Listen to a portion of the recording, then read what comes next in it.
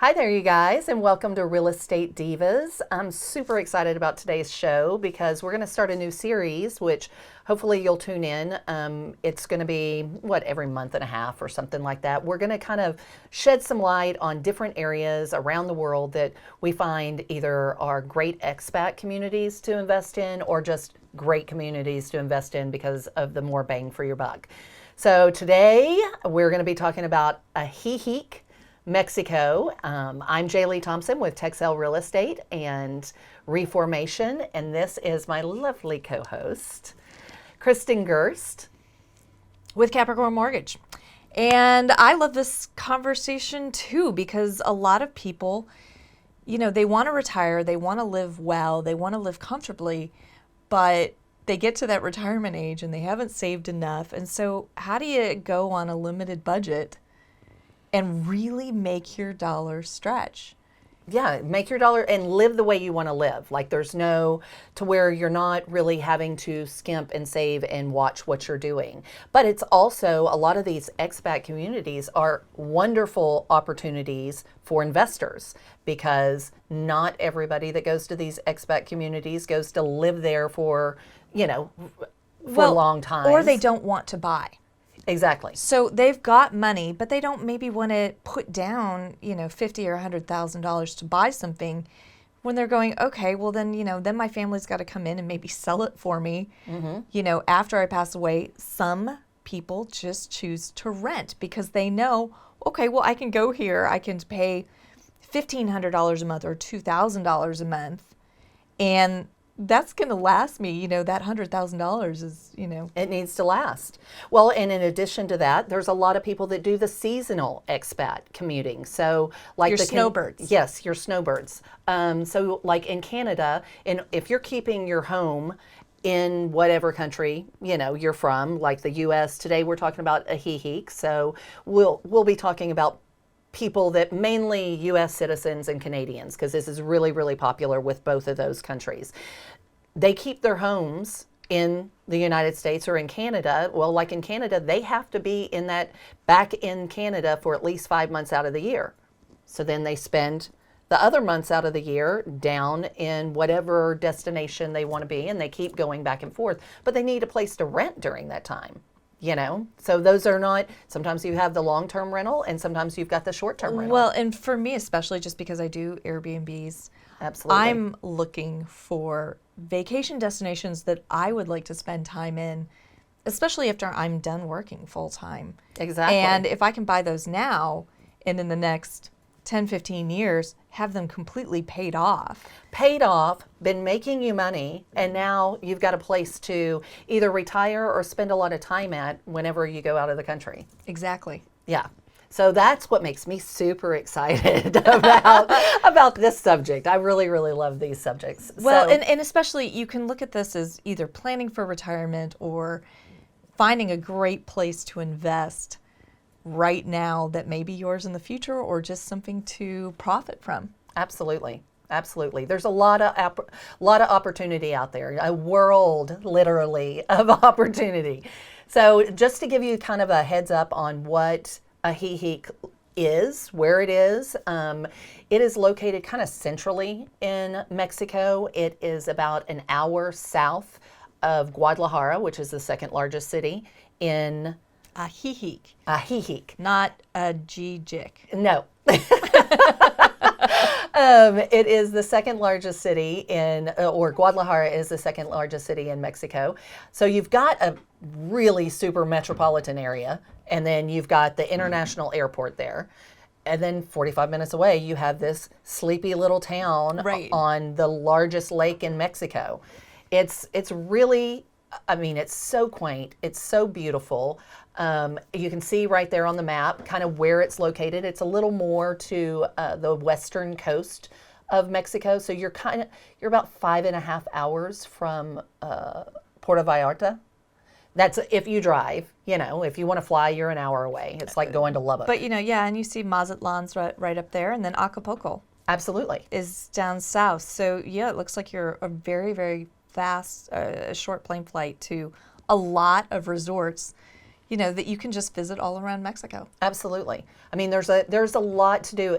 That central location really gives you a lot of opportunity to see if that's what you want to do. If you just want to kick it, you can do that because it's a lovely town. But if you wanted to go sightseeing, it really kind of puts you in a central location and easy access. This is an expat community, and I'm assuming that it really built up because all of these Americans started retiring down there.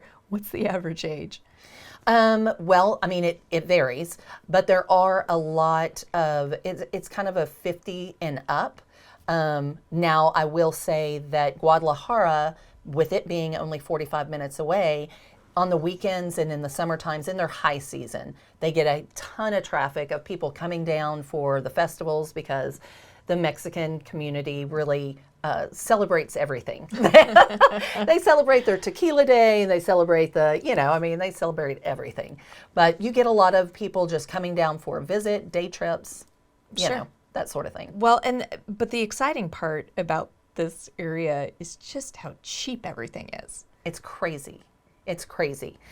Real quick, can you put up another photo just so you can see like the mountain gorgeous. range? I mean, look how beautiful it is. It's gorgeous. Just before we go into the nuts and bolts of the dollars.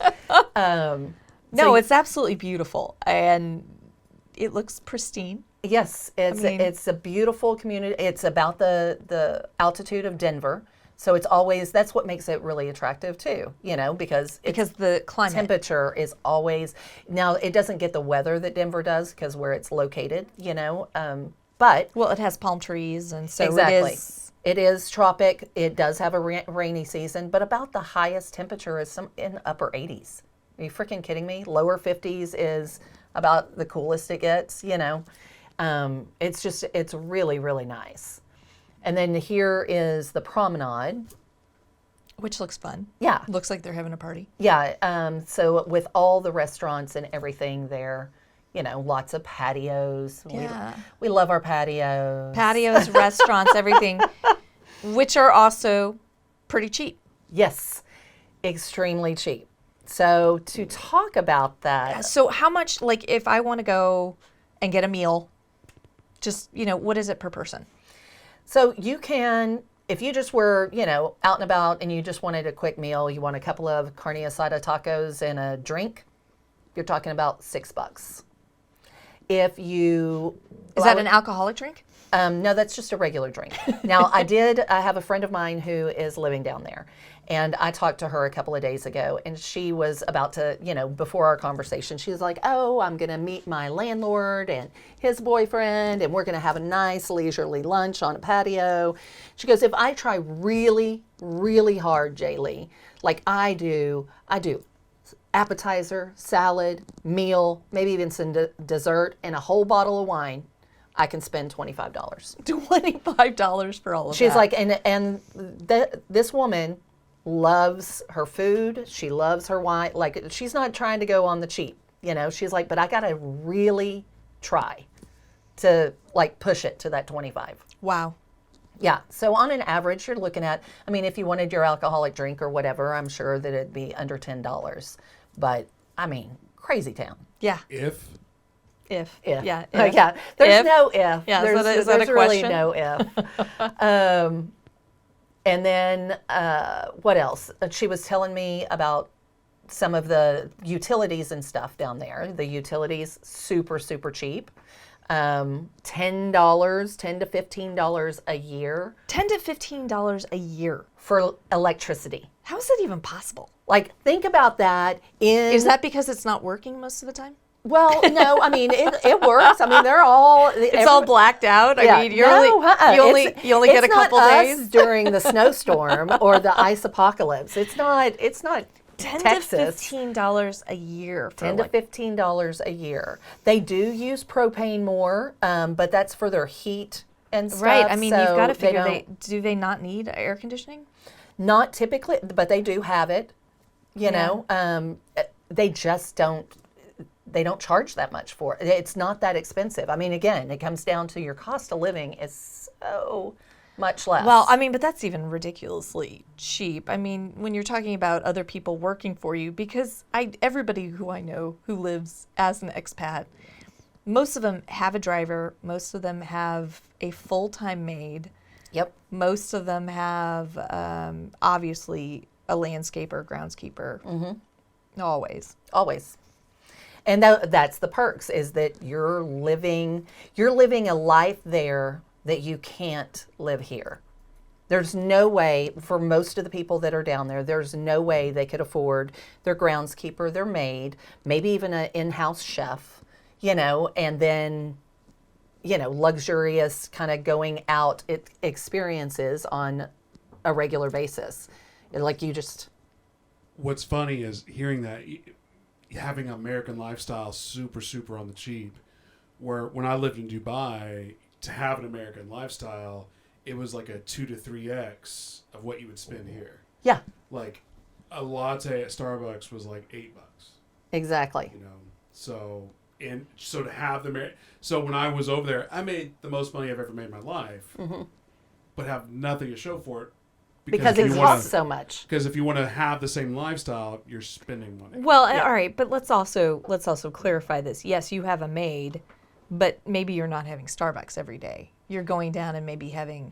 You're going to have a cafe. You're going to have a cafe, but, it'll be 25 cents. I mean, they've got a Walmart. So it's not like you don't have some of the modern conveniences. It's not just all a tiny village. But it's one of those things where...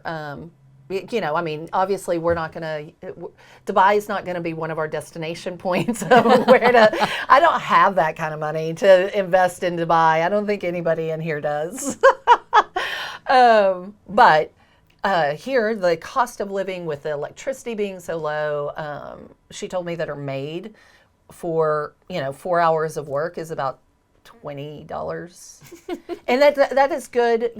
She is a good, her maid loves her. She loves, So $5 an hour. Basically $5 an hour. Your groundskeeper is somewhere around $30 a week. A week. And she has her own private pool. So he takes care of the pool as well. Hey, I got to say that's a good thing. Yeah. Because your landscapers, they like to blow the leaves and stuff into the pool. Yeah. It's really nice if they take care of it too. Yeah. Well, and like I said, I wanted to hear her side of it. I'd done a little research and stuff and this expat community has been featured Forbes, USA Today. It's been going on for a while, like most of these communities. Uh-huh. But I was just a little surprised. And she said even in the last, we'll see whenever we start talking property values, that it has been discovered. But there's still opportunity there, just like any. Well, and even if the property values have gone up because it's been discovered and there's a shortage of property there, that doesn't mean that all of the services have also gone up the same, obviously. So your cost of living is less, even if the property values have gone up. Exactly.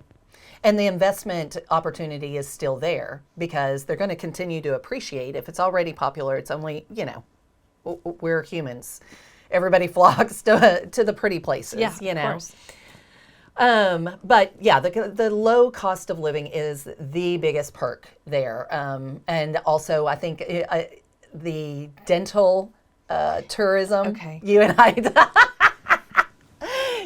Okay, can we put up like the barf emoji for me? I mean, I hear going down and having your teeth worked on in Mexico.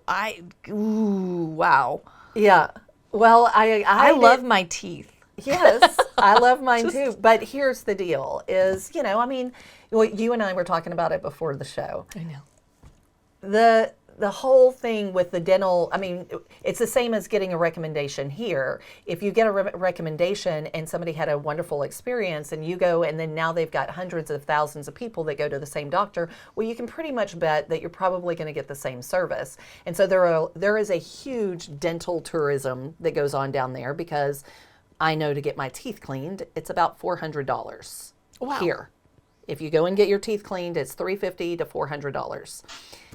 Down there, it's $30 frickin' dollars to give you any indication of what the difference is, And again, yes, I guess I've always had dental insurance. I'm not even sure what it costs to get my teeth cleaned. I'm not.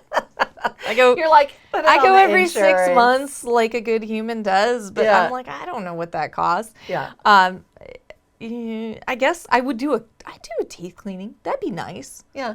Kind of like because who doesn't like that, That nice That silky nice feeling. Nice clean. But man, I don't know if I'd be going in for what you were talking about, like Oh, getting the implants. I'm the like, implants. oh, hell Well, no. the implant, I mean, the price difference there, because like American Airlines has their own site where they share a bunch of information about dental outside of the United States, like different destinations. American Airlines does? Well, the employees, because they can fly for free, so they can get anywhere super, super quick. So they have their own Network? Facebook site, the network, just talking about like this place and their experience and things like that. I know that there was a huge trend too for people wanting to do plastic surgery down there, and I'm sure that this goes into about the same. Again, man, that's hard for me personally. Yeah. If I'm gonna go get that done, I'm probably gonna. I'll pay the premium price. Yep. But I And I understand totally it's get that. probably I got totally it. get that. I understand it's probably, especially if you've got a certain budget and you can find somebody who has been recommended by several of your friends have gone to, and you're kind of like, well, why would I pay this? Yeah, why would I pay 10 $1,500 rather than, why would I pay $6,000 instead of $1,500? Right. Because there is a huge significant difference. But I get the apprehension as well. I totally do. Oh, I don't know, messing around with teeth. I mean, dental tourism. Ugh. But it is a thing when we talk about the expat communities. It's definitely a thing, especially with Mexico, because it's so close to Canada and the U.S. But the owning property and renting property can be very comparable to what we have going on in the DFW area, or at least the DFW pre-COVID. Yeah. We were talking again. Well, we were looking at those prices, and I know we've got a couple examples that you found in the community of, and I'm like, well, these really aren't any better, and even the rents. Yeah, the rents, I would say, even though whenever I was talking to my friend Ellen about it, she pays for her place, because she decided she did not want to own. She lives in a 24/7 gated security community, and she's got her groundskeeper who is included in rent. The maid is not, but she has her own personal pool, and it's a 2-bedroom, 2-bath, about 1,600 square feet, and she pays $1,700. So it's definitely cheaper than here as far as rent goes. Right. I mean, you can find a $1,700 rental property, But it's not going to be but it's not going to be that. right. Yeah. In depending on your location in the U.S., True. yeah, you might be paying more. I mean, anybody from San Francisco is going to be like, hey, sign me That's a up. steal. That's Yeah. a steal. But, if you're talking about that or comparable to other places in the United States that do have more attractive rents. Yep. Less metropolitan places. Less metropolitan, You're sure. in the more rural area, then that's going to sound expensive to you. But we're talking about, like I said, a gated. Well, let's see what some of these houses that you're talking about look like. All right. Well, then let's go ahead, and this is house number 1. So cute. I pulled up 3 different houses that are currently on the market. This one, So this is for sale right now. for sale right now. And so you've got that little area that they've turned into a patio. I'm not sure, I couldn't really tell from the pictures when I looked it up whether or not that was supposed to be the carport area or if there's Right. another, because usually Right. the car area is enclosed. It may not always have a roof on it, but it's always, you're pulling into. So you think that one time that might have been the carport? Maybe, or maybe it's still just a patio. But I think it's so cute, and I am a sucker for tile roofs. Yeah, that Mediterranean look. Yeah, Yes, that's I nice. love it. But this is a 2-2, so a 2-bedroom, 2-bath, and it is 1,786 square feet. So it's a pretty large 2-bedroom. Is that standard? I mean, is that what you would move down there? I mean, because I would imagine you have people coming to visit you. Yep. even when you're retired. But do they do a lot of 2 bedrooms down there? They do a in this ton of community? 2 bedrooms In this community in because this community, because mainly you're talking about couples that go down there and either retire or they're down there for the moment. Not that you can't get, you can definitely spend more and get more bedrooms, Right. But this one with the 2-2, and in this price range, I also saw 3 bedrooms, but I thought this was cute. So this one is listed for $229,000, but it also comes with a courtyard, a community pool, community gym, the jacuzzi, 24/7 security, and the interior. If we flip through some of the pictures, like you'll see, has the granite, has that the Whatever ceiling. that is. Yeah, it's like a brick ceiling that is arched because That's kind of cool. it gives. The different. houses are made different, and they're more like cabanas. Sure. No, it's cool. I mean, yeah. it's got kind of this domed ceiling, and then they tiled it or bricked it or something. Exactly. So, and then updated kitchen, newer countertop. The granite countertops. Yeah, looks great. And Cabinets looks look great. Yeah. It's updated. You don't have to do anything. Sure. And then that's the community pool. Nice. Okay. And then the next one is, can you scroll that back down a little bit? There we go. Nope. Down. Oh, There there you we go. go. There. Oh. Up. Keep going. Keep going. It's up. No, You've got to. There you go. keep going. One more page. All There we right, go. right there. Oh. So Okay. this is house number 2. So this one is a little bit less. You can get something under 200,000.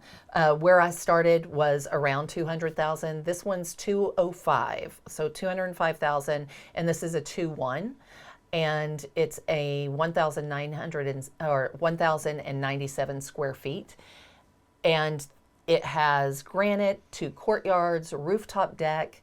I mean, super quaint, and has solar. I like the rooftop see? deck. We got more brick on the ceiling More, there. yeah, with that Very cool. lovely And little it's curved. chandelier. It's Yeah. very cool.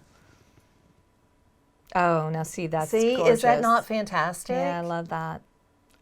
And the weather's so temperate that in this community, I mean, you're outside 90% of the time. How because I noticed that there are no views. It's not like on the lake, and Some like, of them do, like on the view. If you're on the lake, then obviously it's going to be more expensive. Sure. If you want to be up the mountain, it's actually less expensive, but your views are more expansive. Sure. And you can go anything from super cheap, like condo. If you want a condo living and you want to go way less than this, you definitely can. These are just by way less. Are we talking 75, 100,000? Yeah, and in a nice condo community, it won't be what we think of as high-rise condo community, but it'll be Sure. it'll be a nice community. Yeah. So this is the second courtyard area that this one has, and This is the same one with the rooftop this deck. is the same one with the rooftop deck. And so for $200,000, I mean, you can't get something like that in all those outdoor areas and how cute it looks inside. And it did have granite as well. We can't get that here for 200. Well, you can. You got to be lucky and look hard. I'm saying like right this I second. guess I don't have in like a COVID. right. Yeah. Anyway, so this is the third one, and like I said, I didn't go super high end. This is 350,000. This one's built more into the mountain, up on the hill, kind of overlooks everything. Obviously, think you it's see stunning. the cobblestone, the landscaping. Yeah, it's gorgeous. And this one is a 2-3. And it's 2,900 square feet, 2,906 to be exact. So, I mean, you have a 3,000 square foot home with 2 bedrooms. Like, I'm sure there's another bedroom you could throw somebody in if they came to visit, Right. There's going to have an office or the workout room or something there. Yeah. That one has a courtyard as well, upstairs veranda, and granite, again with the bricked ceiling. I do like that I brick ceiling. love that brick ceiling. It's so a really, cool. it's a very, very cool. When were these homes built? So most of them are, this one I think was one of the newer ones, and about 15 years old. Obviously, the older ones, It's just fun that you get this kind of curved brick ceiling in all of them, and it's 15 years old. Yeah. I mean, it's really not that old. No, it's not. It's not that old, but that's I mean, like even in America, when we go to different regions of America, there's different styles of building homes. The next question I have on these price parts. So this is, I mean, look at that kitchen. Yeah. Kitchen's beautiful, Absolutely. right? And I mean, it's American style kitchen. Nothing wrong with that. But what does this come with? Because we did the whole series on short-term rental and vacation homes down on the Texas coast. Yeah. Those came fully furnished. These can too as well. These can too. Is that for that price? It's a based on, it's like per property. Just depends. Unlike vacation homes that typically, or beach homes that typically, look at that frickin' patio. Mm-hmm. Like I could be sitting on that patio right now and be so incredibly happy. But it's just like any kind of vacation area. A lot of them come with, like that's built into the price, is they come fully furnished. Some of them, it's like a sidebar of this is the purchase price. If you want it fully furnished, then here's the additional that it would cost to keep everything that's inside of it. So it just depends. Well, and then it gets interesting when, you hated that armoire that was in like the living room in the last picture. You're like, I don't want this. I don't but want can this. I have this? Can you make sure that this is gone when I move in? Yeah, exactly. But those are a couple of examples. And even though we're talking about homes that are somewhat comparable to where we are, as far It's as U.S. prices. It's not like you're coming in You're not getting anything and buying at a house steal. for $50,000. Yeah. But the fact that you can go down there, you can visit, you've got a place to stay down there, and you can Airbnb that thing because of all the travel there, all the destination For travel all there, the people wanting to get their teeth work done, huh? or just, yeah. I have a quick question. What are their additional fees like? Because in America, it's like you got the mortgage, you got the insurance, you got PITI. Is it similar? Is it the same? Because if I just drop $300,000 in amortization calculator for the us, it's like, oh, I'm only having to pay like $1,700 a month on this thing. Okay, so then you're getting into Mexico is mainly a cash, country. Financing is somewhat new to them, relatively new to them, and so that's a whole nother ball of wax, right? That's a whole nother. Okay, so we're not financing any of Well, these it purchases. depends. Again, like all real estate, it depends. I will say that, like on any of those property, up to like 2,500 on a 2,500 square foot home, you're paying like $150 in property taxes. So there's your also- PITI is going to be low. Yeah. What about insurance? So the insurance. Do they have insurance? Yes, they have insurance. You carry your own insurance, and you've got insurance providers down there. Now, how much, I didn't dive into what all that covers, if it is, how comparable it is to our insurance. That would be a whole nother, I think, that would add a whole segment to it. But I Again- do think it's something that we need to take into account whenever we do the next ones. But real quick, if it's $300,000, how much is it really? Okay, so $300,000. It's like I said, Mexico's not known for its lovely financing opportunities. So your average percentage of interest on it is about 9.5%. Is what you're looking at, and then they have Like another owner financing. It's like owner financing. And then when you go in there, you can go into, because a lot, the Mexican government has websites, or a lot of these banks have websites that you can go into and kind of mortgage calculator. You put in the amount, you're not getting approved or anything. They're not doing the background or anything, but it gives you an estimate of what your payment's going to be. They do really short terms. They want you to pay it off in 10 to 15 years. They want the 9.5%, but then there's all these added fees. So that's what they call the CAT, C-A-T. And so you can ask for that CAT display, and that CAT display gives you the additional fees and tells you exactly what interest you're actually paying. So if somebody's quoting you a 9.25, but then with the CAT fees, it shows up as 12.5%. and then somebody else is putting you 10.25, but it's only 11. So there are just like shopping a mortgage around here. Oh my gosh, yeah. The amount of people Yeah. are like, well, I have to have, it's hard money, but the most I'll pay is 9% interest, and then they go and they pay like 10 points in fees. Yeah. And they only hold it for a year. I'm like, yeah, you just paid 19% for that mortgage. Yeah. But ultimately, to get a home like that's gorgeous at 300,000, that's what I was trying to get Yeah. at. Are you spending 300,000 in cash to have that, or is it the sticker shock thing, or No, the it's not- bait and switch? Bait where and it's not a bait and 300,000 switch. and it's actually 850,000. No, That type of conversation. it's not the bait and switch. You just got to know. You've got to figure out what kind of. Are you going in there and are you going to refi your home to pay for that, right? Or are you going to go ahead and take out a mortgage in Mexico? The cool thing that I bet you find really cool about, even though those rates aren't great, when you take out a mortgage in Mexico, it doesn't affect anything you do. It doesn't affect your credit score, anything you do in the U.S.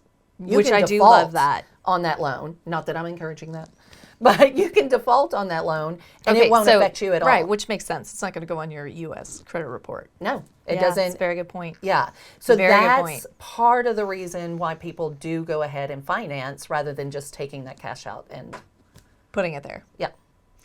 What kind of down payments, if they are going to finance you, what kind of down payments do they require? Their loan to value is usually about 70%. So they want 30% down. yes. Okay. Yeah. I mean, which So is not unreasonable. No, I it's mean, not there's- unreasonable. Yeah. So a lot of people end up financing for the reasons of they can come up with the 30%, and I'll take out a loan. And usually whatever it is that you're paying, kind of like what the way we do it here is if I've got a rental and I've taken out a mortgage, I'm making sure that rental's covering my mortgage. So if I'm Airbnb in it, which as you know, is you're making more money doing that than doing a long-term rental. Yes. A lot more. Yeah. 2 to 3 times as much. Exactly. So then somebody else is paying for your property. So- Same as here. You just get the luxury of doing it. In Mexico right now, great president, everything is good. But let's say that all of a sudden there's a coup or something and somebody comes in, how safe is it to, how many years have people been, how many decades have Americans been investing in property in Mexico? Because you don't want to all of a sudden, the new government to come in and go, ha, I'm going to gotcha. We're going to take all expats Yep. property. Well, one, I haven't done my Mexican research, so I can't really answer that.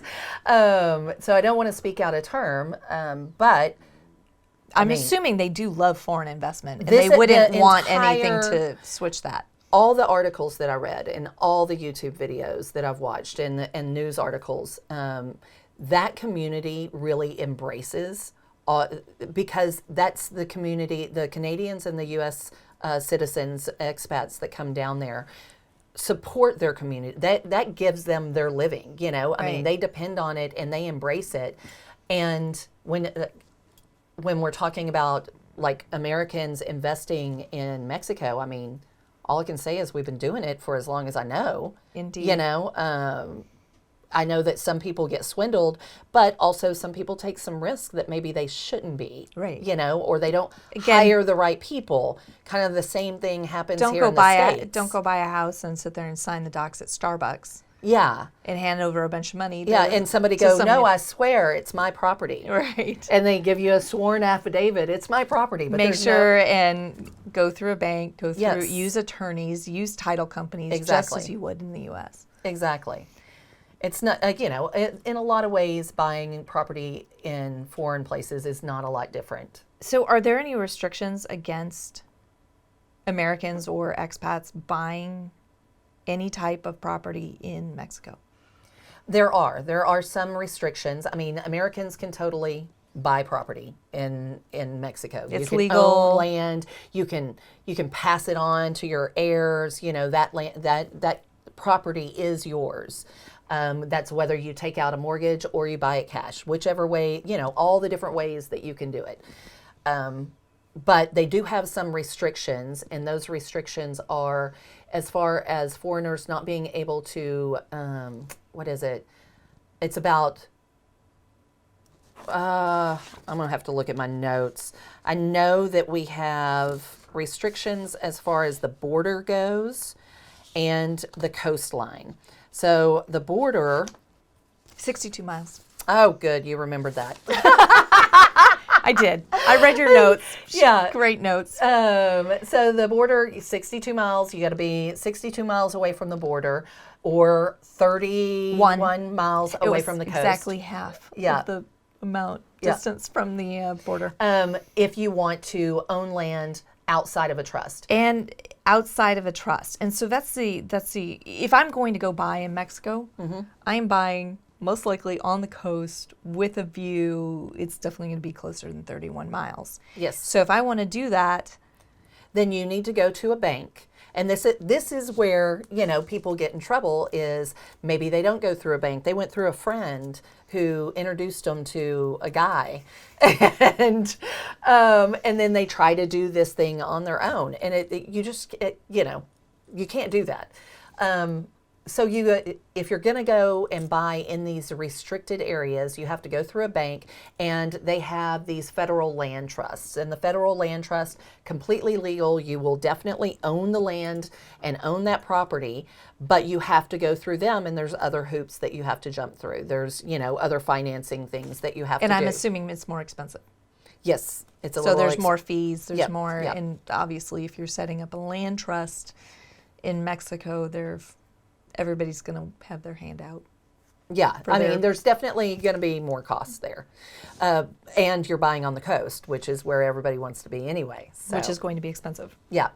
But, there's still, again, like Costa Rica, we talked about whenever we did, highlighting different areas. Costa Rica is a great place as far as, and it's got coastal, but as far as Mexico goes, yes, you can buy But there are certain laws if you're going to be within 62 miles of the border or 31 miles of a coastline. Yep. There are just different ways that you have to purchase that property. Exactly. I had somebody tell me, I don't know, about a month and a half ago that I'd have to partner with a Mexican citizen in order to get those. And I was like, That doesn't sound right. I don't know about that, because then you're trusting somebody, you're just trusting somebody, but you can, I guess you can do it that way, but that's also the way that people get shafted. So, That all of a sudden you've paid all this money and you own nothing at the end of it. yeah, somebody else owns it. But yeah, so I was really kind of thrilled with this little community and just like looking at the pictures and watching the videos. And like I said, talking to my friend about her experiences there. Kind of looking forward to going down there and visiting And that just one. visiting it and checking it out because there is a huge expat community. You can walk around town. You don't really have to know Spanish. With all of the English speakers that are There's there. so many English speakers, and they know, the community is embracing that, all the expats that come in, that they also, unlike other parts of Mexico, they speak English. They learn I English. mean, granted, I'd still go down there and try, but I took French in high school, so I don't know how great. I will tell you right now. I mean, obviously, I speak French fluently. Yeah, That goes nowhere yeah. in rural Mexico. I've been in rural Mexico and needed some help translating, and I got nowhere. And really, when you speak with the few Spanish words and fill in with French, they're really confused. Yeah, I bet. Wait, I just want to ask you were in Mexico Right. expecting them to understand French? No, I wasn't. Do you not understand they speak They speak Spanish, but I don't speak Spanish. I understand that. So I can say, I was where- like, ¿Dónde está? And then We? Well, I'd be Yeah. like, "Donde Bill, help me está?" out here, Jer'Leigh. And then I would fill in with a bunch of French words. Yeah. And then I would be like, "Okay, can you give me I can't ask, can you give me directions in Spanish? But I can ask it in French." But if And I it go just to kinda Russia, comes out. if I go to Russia and they don't understand English, but I speak Spanish, that's not going to help. No. But again, this is what I'm saying. I did attempt it. She attempted They spoke speaking another language. Where I was, there You're was. right. They I'm wrong. spoke. I'm sorry. No, they spoke no English, so the English was useless, and French is useless So too. you were just trying what you could. I was. I had She's the words. like, I'm just I had throwing it some out words. there. I'm gonna put them all out there, mix them up. Yeah. Yeah. Well, I mean, you got to try something at that point. It was embarrassing. Anyway. You got to speak louder and slower. Oh, God. Yeah. I love those people. Uh-huh. I love those people where they're just like, "Why aren't you understanding the words coming out of my mouth?" No. Walk No. away, people. Just walk walk away. Well, so that's pretty much the nuts and bolts of that one. We really, like I said, the cost of living is really the lure there, and the fact that there's so much travel. So as an investment opportunity, yeah, you're not getting rock bottom prices on the properties, but You can will keep it still, rented. You will still make money on those properties. And if you want to go down there and spend any time, then you're definitely going to live a pretty lush life with. But also as you're saying, a good, more research tool for investors looking to invest down in Mexico by buying one of these houses to specifically Airbnb, until they get to a point in their life where they can use it themselves. Exactly. Researching, okay, where are